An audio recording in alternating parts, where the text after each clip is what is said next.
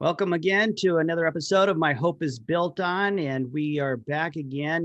You'll notice that there's only one of me here this week. My son is away and he's spending some time completing some educational things that he needs to get done, and so he'll be gone for a few weeks. But he will be joining. His seat is still hot and available. So once he's back, we'll look forward to having him back in on the show. But today I'm joined with Evan Herman, and Evan and I, we don't know each other. We've except for just some few introductory calls and getting to know each other that way. But we've met through some external sources that kind of help us connect with one another, and similar journeys, similar stories. But I think Evan's got some different things that he's focused on as well. And one of them is that he has a podcast that's called the Whole Person Podcast, because he's passionate about helping people master personal development from a faith-based perspective. So, Evan, welcome to the show, and tell our listeners a little bit about yourself. Yeah, so my name again is Evan Herman. I'm currently 33 years old, and I've been married 11 years. I have 3 boys, 2 angel babies, and my entire life I wanted to be a pastor. Wow. And since I was 7, and went to college, got a degree in theology. Never really became a pastor, a lead pastor. I was a youth pastor for about a year. And just, different things led to really realizing that wasn't for me as a youth pastor. But I had this hurt in my heart that was going unfulfilled, being an individual who would preach, to teach, and to do those things. And so my life had a lot of unfulfillment, a lot of what felt like lost vision, lost purpose, lost hope. And in addition to that, in 2008, on average, I've lost one close love person in my life since 2008. As you heard, I said I had 2 angel babies. Yeah. And that's 2 of them. I've lost friends and mentors and neighbors and acquaintances that were close. All through different tragedies, different sicknesses, illnesses. 2 of my best friends died in a plane crash. I had one mentor fall off of a mountain. One of my children, she was a premature stillborn. I've gone through a lot of hurt, a lot of pain, a lot of grief, a lot of loss. And through the process, there's this image of myself that I've created in my mind, this Evan Herman that I'm striving to be. And in so doing, I really hated who I was. And it wasn't until I was talking with someone on my podcast who said, that is idolatry towards God and self-hatred. And it really rocked my world. Self-hatred is because I'll never get to be the person that likes himself if I hate who I am today. Right. I can't love myself in the process of change. And idolatry towards God is because I have this view of myself that's better than what God made me. And I made this picture perfect Evan of myself a false idol, because that's not who I should strive to be like. I should strive to be like Jesus. And it rocked my world, and it changed me so much. When that was spoken into my life, everything started changing. I always had personal growth, even from a biblical perspective, but I didn't see the growth in the fruit exponentially until that moment started. Right. And it was from that moment that I started seeing so many things line up in my life. Wow, that's incredible. It's funny you said that your angel babies, we talk about this having some similarities just in our brief conversation. So I lost twin boys in their 27th week of pregnancy, and wife had to deliver both of them. And understand the loss of as it relates to infants for sure. And that's incredible. And obviously it's a great tee up, Evan, just to understand. So tell us again, when you think of hope, what does hope mean to you? When I think of hope, it's synonymous with the name Jesus. Like, I can't separate the 2 in my own mind and in my own heart. when we throw out the word casually, like, oh, I hope we can get this done today. That's different. Yeah. But like, what's my hope in is Jesus. Yeah. Jeremiah 29:11 says, for I know the plans that I have for you, plans to prosper you and your future, or hope for the future. What I realize is that God formed me in my mother's womb before I was even a twinkle in my parents' eye. Like, he knew I was coming and he had plans for me. And my hope is that those things are in him, and that I could rest assured that regardless of whatever happens in my life, Jesus is with me. Yeah. Yeah. Now that's awesome, and needless to say, the follow-up question in terms of what we always ask is, what is your hope built on? I mean, obviously it's clearly going to be the same answer as Jesus, right. But how did you get there? How did you get there in terms of that, getting to that level of being hopeful in Jesus and finding your hope to be built on that? Sorry, I'm going to get emotional. Okay.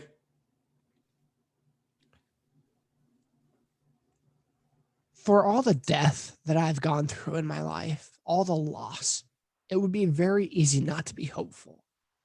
It would be very easy to be downcast, to be bitter and angry towards God. But I know that God is good, regardless of my circumstances or situations, and that God is not the author of these deaths, that there is an enemy that comes to steal, kill, and destroy. And there's a passage here in Romans 8 that I'd like to read. It starts in verse 18. So 8:18 through 25-ish. Okay. I consider that our present suffering are not worthy of comparing with the glory that will be revealed in us. Meaning that regardless of our suffering that we're going through in life, the glory of God that is being lived out and revealed in us far outweighs any hurt, pain, or suffering that we'll ever have. Because the glory of God that's going to be revealed in us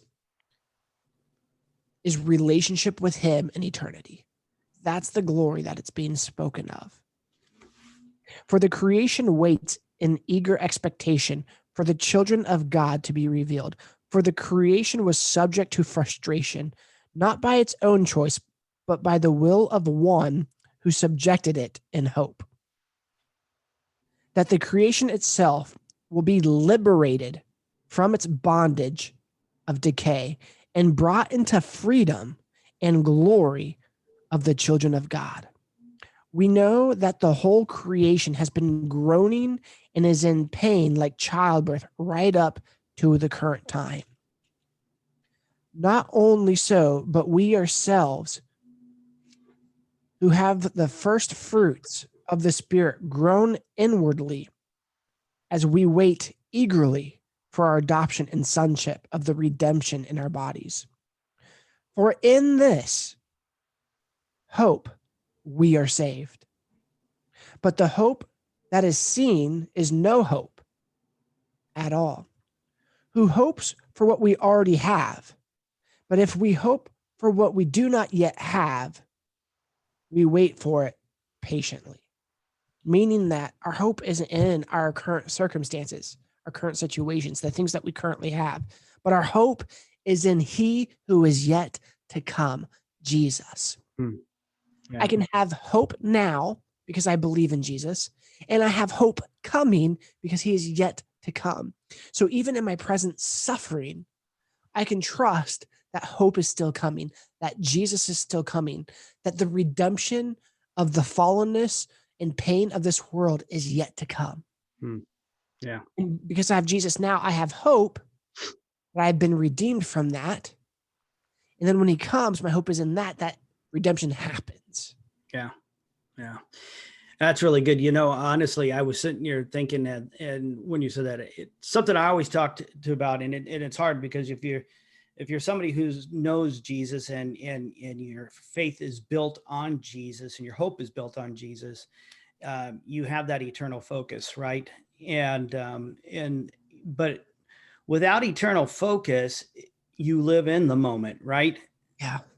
I mean, and I think that's one of the biggest challenges for all of us that struggle to find hope, is because we're living in that moment. But even as a believer, sometimes I can lose perspective of that eternal focus, Right. and get caught up in that moment and feel hopeless, even though I may know who hope is. Right. Well, and hope is Jesus. Yeah. The other thing that's Jesus is peace. And one of the biggest things that I want in my life is peace. I just want to live in peace. Mm-hmm. And so long in my life, I've chosen to live in peace if my circumstances are good. Yeah. And so often we think, okay, well, yeah, I have peace. Life's good right now. But what about when life's bad?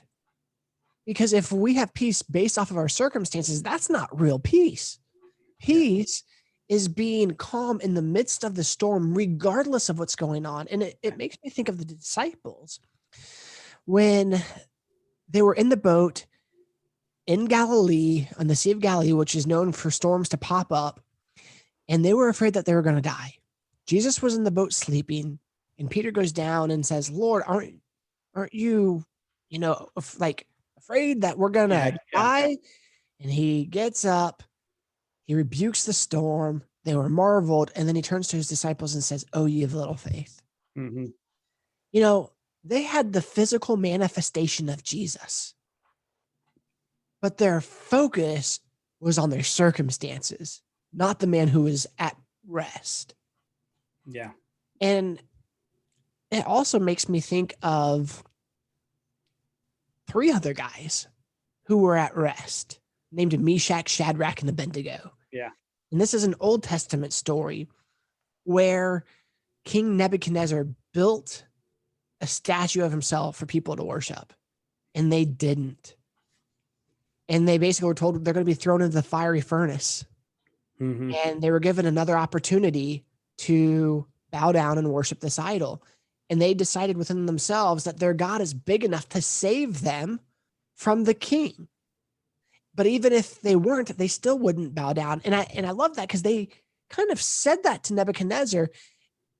And it was kind of a mic drop moment where like, and yet, King, even if our God doesn't save us, we will not serve your God. Yeah. It was this defiant voice spoken with boldness and power that they weren't swayed by their circumstances.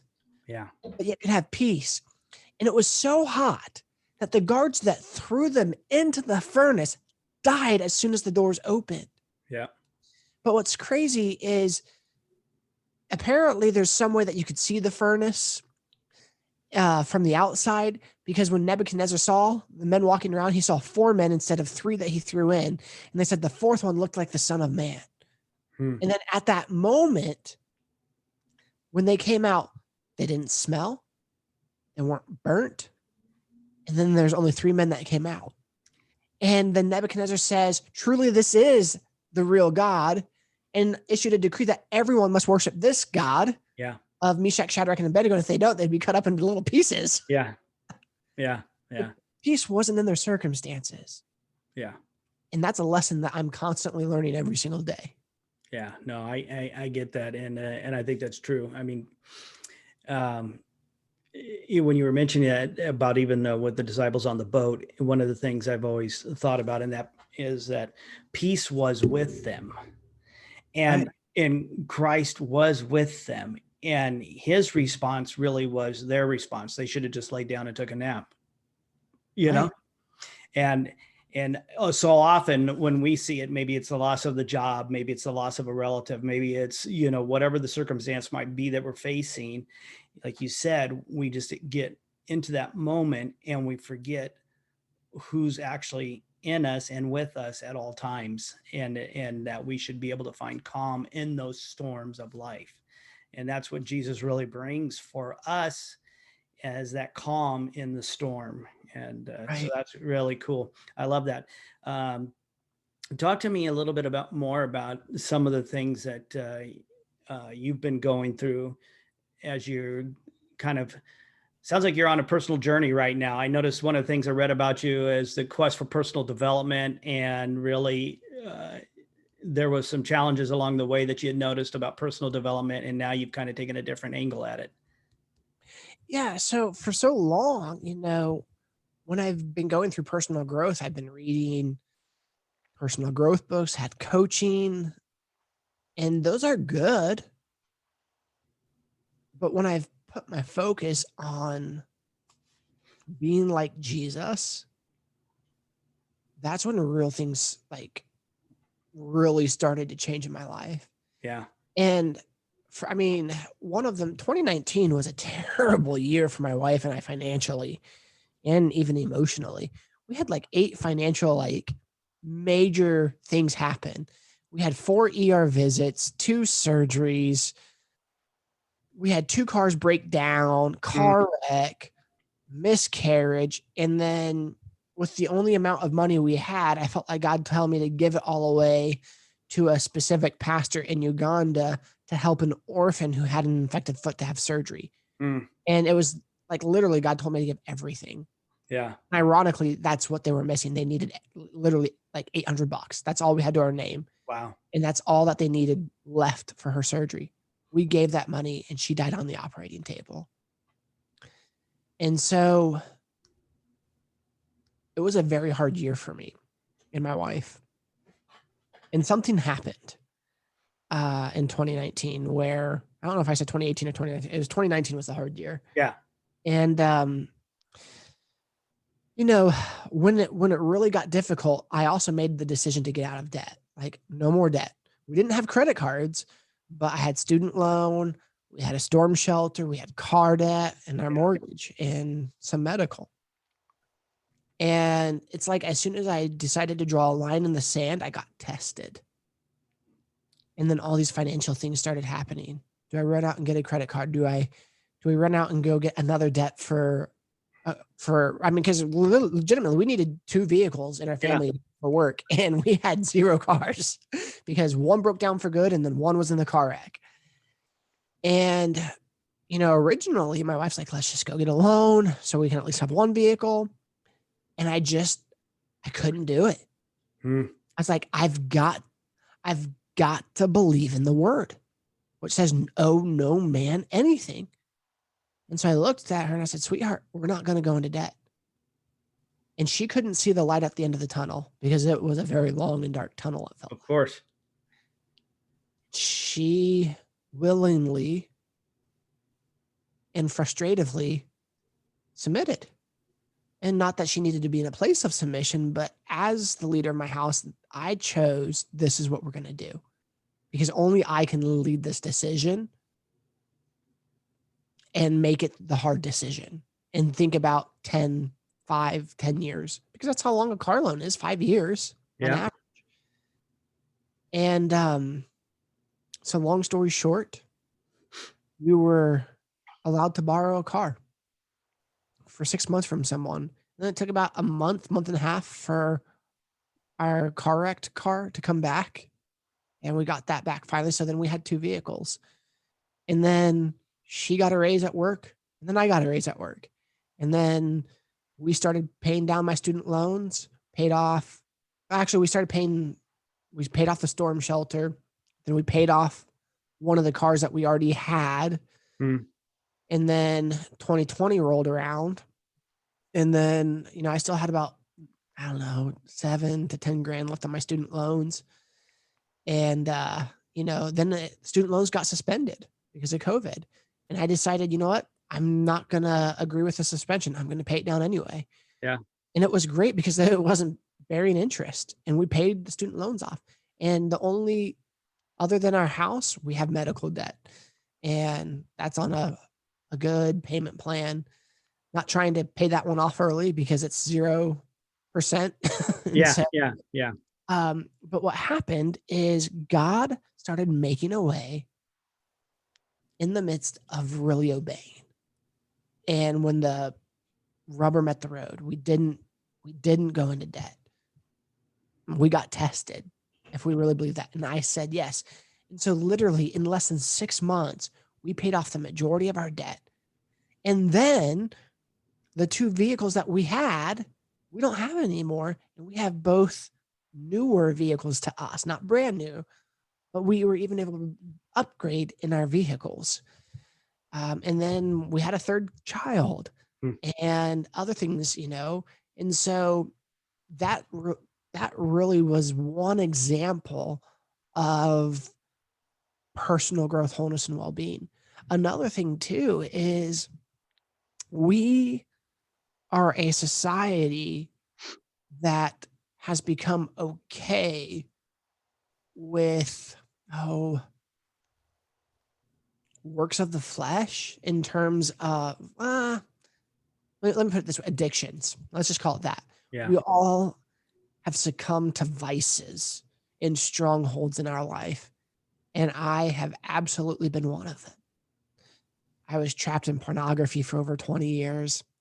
I was a glutton in soda and in food. I mean, I would drink 32 to 40 ounces of Mountain Dew a day. Wow. I've lost a total of 40 pounds. I've gained some of that back, but now I've dropped down again. And so, I've went from about 245 to I'm jumping in between 215 and 220 right now, and I'm on my way down. Good. And gluttony is one of the things in our society that we don't look at as sin. No. But it is. And it's all right, God, I don't want to sin. I don't want this in my life.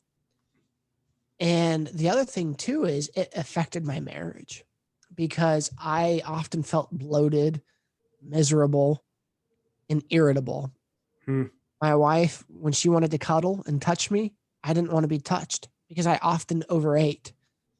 Or I was eating things that I knew just made me feel bad, like tomato paste, like on spaghetti or a pizza. Wow. So, like I love spaghetti and I love pizza, but the tomato paste would make me feel terrible. Caffeine would make me feel terrible. Sugar would make me feel terrible in high quantities. Soda made me feel terrible. So then what ended up happening is I didn't want to be touched by my wife. And then that made her not feel loved, which then put a damper on our intimacy, which only then provoked more of the pornography. Like those things are real things that can domino effect. But I dealt with pornography long before I was married. Right. But Jesus set me free because I submitted that to him. And those strongholds aren't there. And when you learn how to walk in the freedom that we have as believers, you start producing way more fruit in your life and you feel a lot better doing it. Yeah. And so when we look at personal growth in the world's context, we're looking at finances. We're looking at how I can do more with less time and life hacking and this. We're not talking about getting rid of the things that hold us down. We're not talking about getting the things that feel like has been enslaved to us. And that's where true freedom is when you can walk in freedom and control of yourself. Because when I was addicted to pornography, I was a slave to pornography. When I was addicted to soda, I was a slave to soda. I don't want to be a slave to anything. I want freedom in my life. Yeah. Yeah. But that's what I look at in a long answer as biblical personal growth. Yeah. And it's funny you said that because one of the things I teach on is similar. And when I define flesh, If you look at all the attributes of what the Bible defines as the works of the flesh is, and they're really all self-centered responses, right? Yeah. So it's a self-centered perspective that we're coming from, and it's self-preservation, it's self-glorification, it's self-satisfaction, it's all the selves wrapped up in there. And that's why when I think for people to get out of that, we have to really understand that it isn't about us. And what's even funnier, you mentioned the gluttony, because it is a big deal, and it is something that doesn't get talked about as one of those self-centered responses. And the way you could quickly tell if you're struggling with something is the way that you defend it, Yeah. you defend your gluttony. How do you say, well, I gotta, you start making up every excuse in the world why you're the way you are, and you blame it on this, you blame it on that, and never take personal responsibility for where you're at. The pornography, well, my wife doesn't do this, my wife doesn't do that, so I'm, and so again, it's take personal responsibility. It's really yourself. And then, like you're saying, to transform yourself out of that means that you now all of a sudden you have to make some mind shift changes in your life, right? And those mind shift changes are to align with something that's perfect. And none of us are perfect except for one. And again, we talked about him, and his name is Jesus. And so I agree with you 100%. And I think that's awesome that you shared that, because that is I think one of the biggest areas that people don't even talk about anymore. And that is the area of gluttony. And Right. So. Well, and there's a couple more scriptures here I'm going to bring up real quick.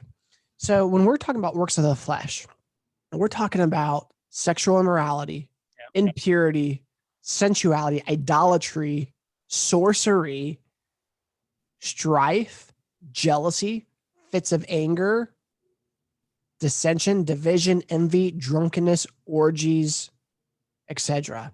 Yeah. And I mean, so many things can be brought out in that. And when I talk to people, they're like, okay, so I just have to stop sinning. And, people focus on, okay, I'm not going to sin. But what you focus on expands. So if you're focused on not sinning, you're going to sin more. Yeah. And that's what people don't realize. It's like, it's the other thing. It's why people often feel condemned when you talk about sin, because you feel like people are coming at you based off of sin. Yeah. But in reality, if we talk about Romans 12:2 here, it says, do not conform to the pattern of this world, but be transformed by the renewing of your mind. Then you'll be able to test and approve what God's will is, his good and pleasing and perfect will. So how do you break through the strongholds? Well, one, as a Christian, we already have that power and authority to break strongholds in others' lives and in our own lives. Yep. Because of Christ. He's given us that authority at the Great Commission. But even here, it talks about renewing your mind. It doesn't say about fighting the evil desires. Yeah. It says renew your mind. And so earlier, when I was telling you, I didn't want to be like the perfect version of Evan Herman. I wanted to be like Jesus. Yeah. When I set my eyes on Jesus, when I set my mind on Jesus, he transforms me. I don't transform myself. He transforms me. And my job is to look at him. Mm-hmm. And in so doing, I become closer to his image. Yeah, no, it's true. And it's so true. So let's just, and again, I think this is all good, because people sitting there probably listening going, well, you're not talking about hope right now. I said, no, this is all about hope, because if you're struggling, you're hoping you're going to find a way to get out of the situation. How many people said, I really hope I can lose this weight. I really hope and it's like, this is helpful. So let's just talk about the subject of gluttony right now. And again, if you were to coach somebody, or if you were to just mentor somebody that's struggling with that right now, what would be some of that based upon the faith-based approaches that you take? What would you say to them? Yeah, well, for the starters, I would take them down the why path. Why do you want to stop this? Mm-hmm. And say, okay, great. Let's take an example of this. Okay. You just make stuff up. Okay. Yeah. It might not sound as personal because we're kind of role playing here. Okay. So why is getting rid of gluttony important for you? I'm tired of just feeling unhealthy. My clothes don't fit me. I feel gross. Why does feeling gross important to you to change? Because I feel like if I feel this way about myself, then others see me the same way. Why do other people's concern about how you look, why is that important to you?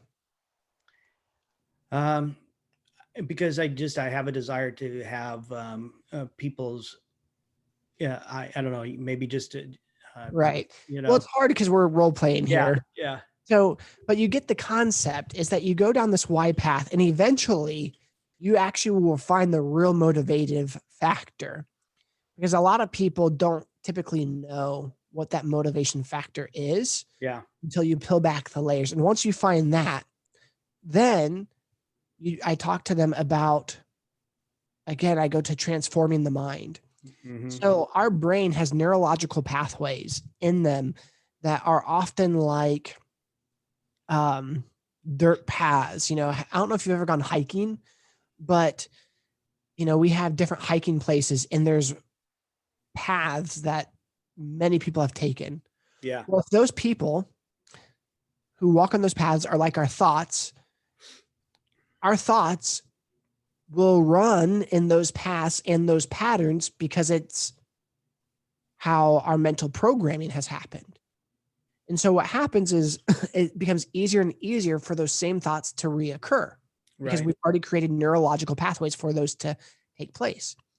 So what we need to do is create new neurological pathways and think in those thoughts. And in so doing, we solidify a new way of thinking mm-hmm. that creates new pathways. And meanwhile, that old pathway, then like any other path, eventually gets overgrown and covered up and it's not a path anymore. Yeah, And our brains are malleable. We can change the way we think. We can change our personalities even. The brain is very